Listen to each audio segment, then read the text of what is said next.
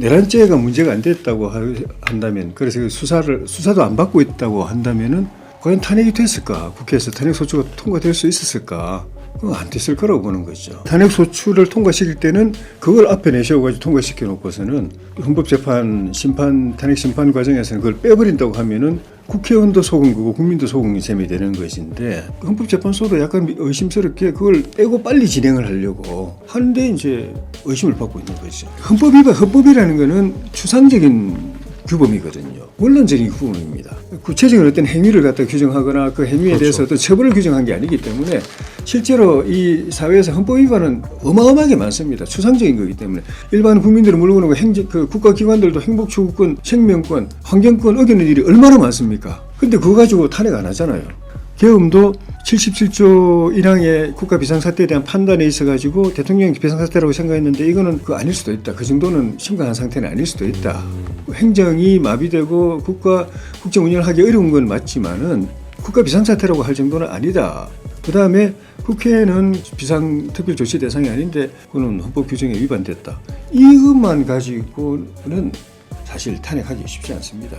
그 행위가 형사적으로 처벌을 받을 범죄 행위의 실체를 가지고 있을 때 그 범죄 행위의 실체는 내란죄인 거고, 그냥 헌법이라는 게 저도 어기고 모든 사람들이 어기고 있고 대통령도 국회의원들도 하루에도 몇 번씩 어길 수 있는 게 헌법인데 헌법 위반이라고 해서 다 그렇게 하는 건 아니거든요. 알겠습니다. 그래서 내란죄냐 아니냐가 중요한 겁니다. 국민들이 보기에 헌법재판소가 정치적으로 어느 쪽으로 기울었네, 또는 미리 벌써 탄핵을 하려고 마음으로 딱 정해놓고 그냥 형식적으로 절차를 밟는 거네, 그냥 재판하는 신용만 하는 거네, 이런 느낌을 주게 되면은 결정을 내려도 탄핵 인용이 된 기각이 된 결정을 내려도 그 반대쪽에 있는 사람들은 끝까지 저항할 겁니다. 네, 국회 탄핵소추위원단은 헌재에 윤석열 대통령의 탄핵소추 사유에서 형법상 내란죄를 철회하겠다고 했습니다. 국민의힘은 내란죄가 사유에서 빠졌으면 그 이탈표도 없었을 것이라며 이제 재의결이 필요하다는 입장인데요. 국회에서 가결된 탄핵안을 재의결할 문제라고 보십니까? 그렇죠. 그러니까 그 보도를 보고 이제 안철수 의원 같은 경우는 네. 기자회견까지 열어서 네. 재얘기를 해야 된다고 이야기를 했고, 그때 그 탄핵 찬성하셨던 분들 의견이 다 이게 공개되진 않았지만은 예를 들면은 김상우 의원 같은 경우도 그건 빠지면 안 된다고 이야기를 하고, 김재섭 의원도 그것만 빠졌으면은 그 통과되기 어려웠을 거다라는 취지로 맞습니다. 이제 이야기를 한 거 보면 다른 분들도 아마 비슷한 생각이실 것 같아요. 만약에 이 내란죄라는 것이 성립이 안 돼 가지고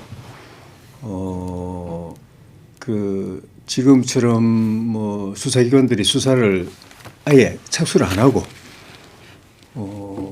그래서 뭐 대통령도 그냥 계엄이 헌법 위반이었느냐만 가지고 이제 심사를 받게 되는 상황이고, 국방장관도 전혀 수사 같은 거 안 받고 그냥 국방장관 임무 그대로 수행하고 있다고 가정하고, 또 각군 부대 사령관들 있지 않습니까? 뭐 수방사령관, 특전사령관, 방첩사령관 이런 사람들, 또 그 밑에 또 여단장들, 이런 부대장들, 경찰청장, 서울경찰청장 이런 사람들도 그 밑에 다 지금 썩 구속되는데, 만약에 내란죄가 문제가 안 됐다고 한다면, 그래서 수사도 안 받고 있다고 한다면은 과연 탄핵이 됐을까? 국회에서 탄핵소추가 통과될 수 있었을까?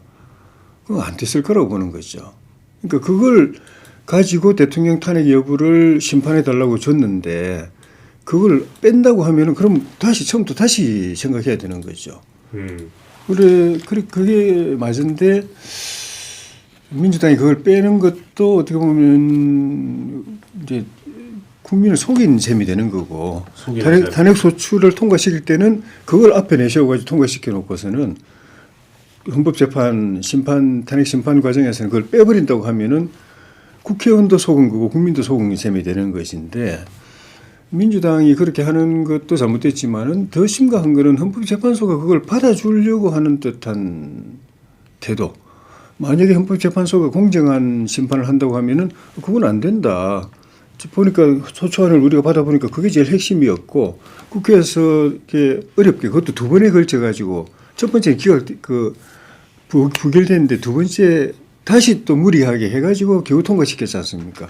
그것도 정족수도 겨우 넘기고 그거 만약에 노란죄가 안 들어있었으면 이건 형식상으로도 하자지만은 내용적으로 보면 통과하기 어려웠을 것 같으니까 이거는 빼면 안 된다라고 하든지 민주당이 그걸 빼야 된다고 당 내부 사정 때문에 빼야 된다고 생각한다면 그럼 다시 의결해 와라 각하 하고 다시 의결해 와라 이렇게 해야 되는데 헌법재판소 그렇게 안 하고 있단 말이에요.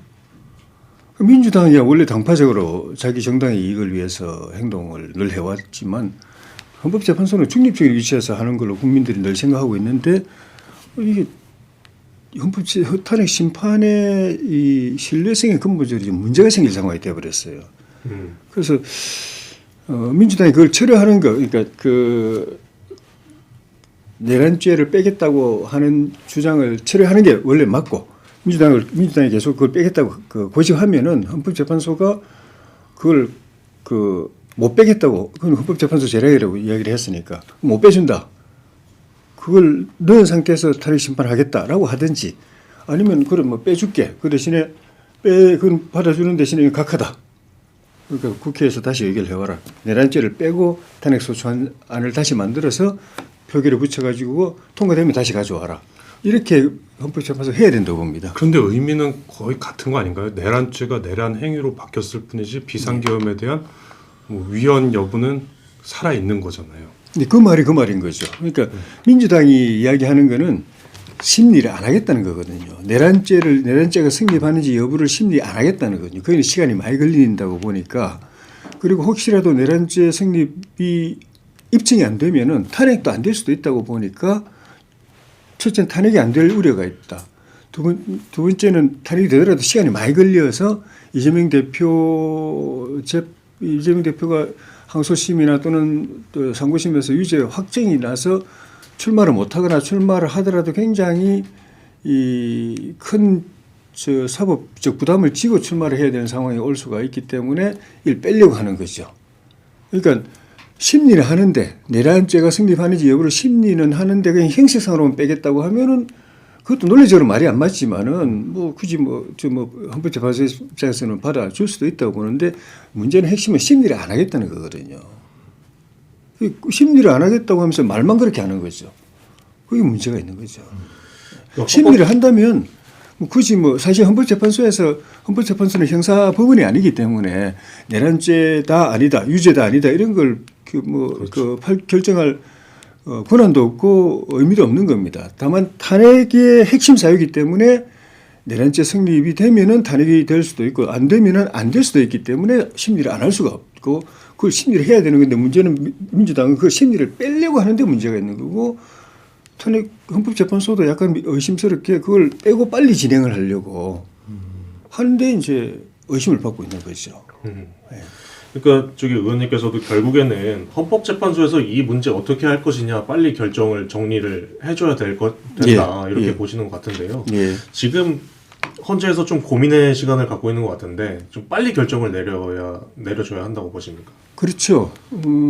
그렇지 않으면 첫째는 결정을 빨리 하지 않으면은 이게 심리 진행이 그만큼 늦어지는 것이고 두 번째는 이 부분에 대해서 결정도 하지만 그 결정 내용이 국민들로부터 납득을 얻어야 되거든요. 헌법재판소가 중립적인 입장에서 공정하게 심판을 진행하는구나라는 믿음을 줄 수 있어야 되는데 그렇지 않으면은 이게 시간도 더 늘어지기도 하지만 잘못된 결정을 내리면은 출발부터 국민들로부터 상당 부분 불신을 받고 출발부터 헌법재판소가 중립적으로 공정하게 심판을 해야 이걸 통해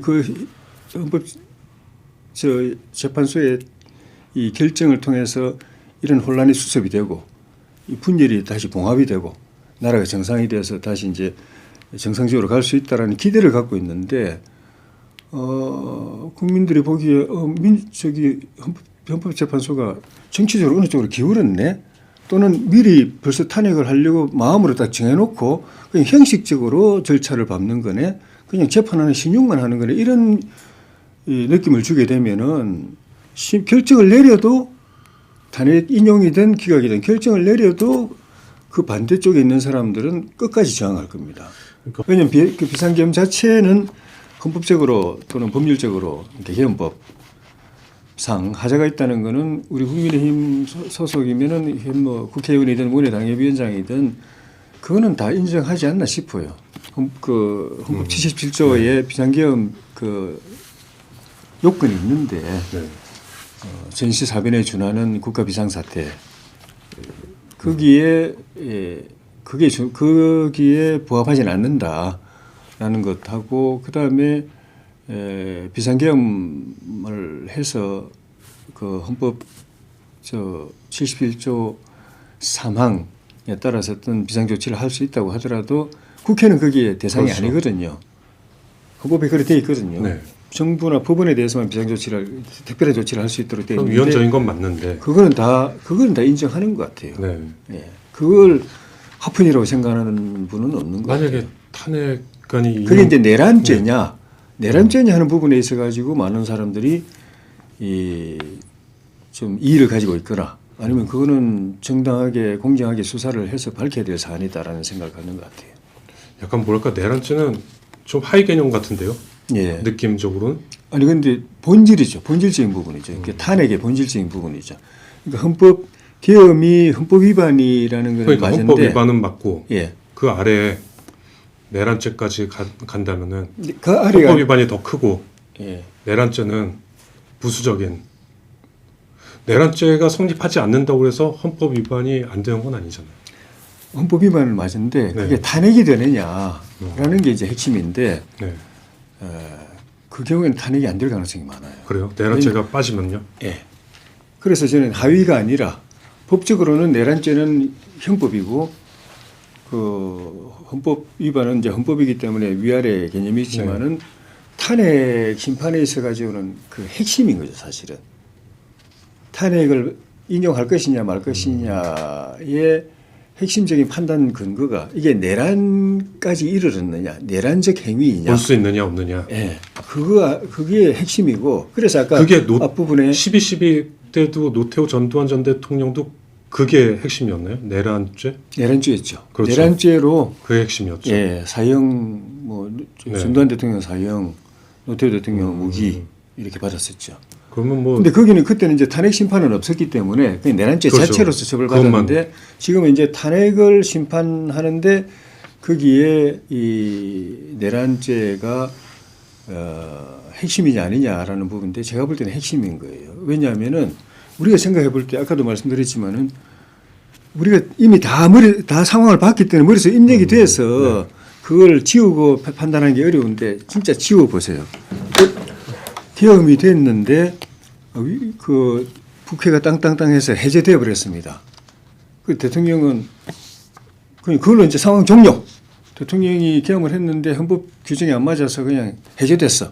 종료됐고 그냥 정상적으로 세상은 돌아가고 그 대신에 이제 그 국회에서 탄핵 소추 발의를 민주당이 했다. 근데 대통령은 정상적으로 직무 집행하고 있고 수사 뭐 지금 검찰 또 공수처 또 경찰 다 수사하고 있지만은 수사가 전혀 없다. 내란이라는 게 없었기 때문에 수사 자체가 일체 없었고. 근데 내란이란 거는 내란죄는 모의하는 것만으로도 성립이 되는 거잖아요. 그러니까 내란죄 안에 네. 예비죄, 예비 음모, 모의죄, 네, 음모죄, 네. 또 미수죄 뭐 여러 가지 유형이 있는 거죠. 그걸 다 포괄해서 그 내란죄인데 다만 이제 경중은 다른 거죠. 내란이 성립했을 때하고 미수했을 때하고 그냥 음모 단계만 하고 착수는 안 했을 때하고 이제 무게는 다 다른 것인데 어쨌든 간에 만약에 내란죄에 대한 수사 자체가 없이 세상이 조용했다. 아무도 뭐 우리는 이미 다 봤기 때문에 머릿속에 입력이 되어 있어서 그걸 지우금을 판단하는 게 어려운데 뭐 수사도 없었고 뭐 구속되는 사람도 없었고 장군들도 다 자기 부대 복귀해가지고 특전사령관 뭐 수방사령관 또 방첩사령관 육군참모총장 자기 자리에서 일 보고 있고 다만 이제 헌법에 위반되는 것만 가지고 국회에서 논리적으로 따지고 있었다고 하면은 과연 국회에서 그게 통과됐을까? 국민의힘에서 그래 내란죄로 막 몰아갔는데도 첫 번째는 이게 부결됐잖아요. 억지로 해가지고 며칠 뒤에 겨우 몇 명 더 왔을 뿐인데 아예 그런 거예요. 없었다고 하면은 국민의힘에서 내란죄 탄핵 그 가결에 동의할 사람 없었습니다. 제가 볼 때는 두 번, 세 번, 네 번을 해도 아마 부결됐을 거예요. 알겠습니다. 그러니까 결국은 하게 된 거는 내란죄라는 이게 내란이 될 수도 있겠다라는 생각 때문에 그렇게 한 것이고 그게 아니면은 아마 그 헌법이라는 거는 추상적인 규범이거든요. 네. 원론적인 규범입니다. 구체적인 어떤 행위를 갖다 규정하거나 그 행위에 그렇죠. 대해서 어떤 처벌을 규정한 게 아니기 때문에 실제로 이 사회에서 헌법 위반은 어마어마하게 많습니다. 추상적인 거기 때문에 뭐 그 헌법에 보면은 행복추구권이라는 것도 있고 생명권이라는 것도 있고 뭐 환경권이라는 것도 있고 근데 우리가 행복추구권 일반 국민들을 물어보는 그 국가기관들도 행복추구권, 생명권, 환경권 어기는 일이 얼마나 많습니까? 근데 그거 가지고 탄핵 안 하잖아요. 근데 추상적인 그런 규정의 일부분 그 위배됐다고 해서 그게 다 탄핵은 아닙니다. 계엄도 77조 1항의 국가 비상사태에 대한 판단에 있어가지고 대통령이 비상사태라고 생각했는데 이거는 그 아닐 수도 있다. 그 정도는 심각한 상태는 아닐 수도 있다. 행정이 마비되고 국정 운영을 하기 어려운 건 맞지만은 국가 비상사태라고 할 정도는 아니다. 그 다음에 국회는 그 비상특별조치 대상이 아닌데 그 넣은 거는 그는 헌법 규정에 위반됐다. 이것만 가지고는 사실 탄핵하기 쉽지 않습니다. 그 행위가 형사적으로 처벌을 받을 범죄 행위의 실체를 가지고 있을 때 그 범죄 행위의 실체는 내란죄인 거고 있을 때 가능한 거지. 그냥 헌법이라는 게 저도 어기고 모든 사람들이 어기고 있고 대통령도 국회의원들도 하루에도 몇 번씩 어길 수 있는 게 헌법인데 헌법 위반이라고 해서 다 그렇게 하는 건 아니거든요. 알겠습니다. 그래서 내란죄냐 아니냐가 중요한 겁니다. 이해가 됩니다. 예. 그 만약에 지금 우리 국민이 생각하고 있는 거는 지금 무조건 탄핵이고 예. 이제는 다음은 조기 대선이다. 예. 그게 머릿속에 박혀 있는 상황인데 예. 지금 이렇게 대통령 지지율이 올라오고 국민의힘 지지율이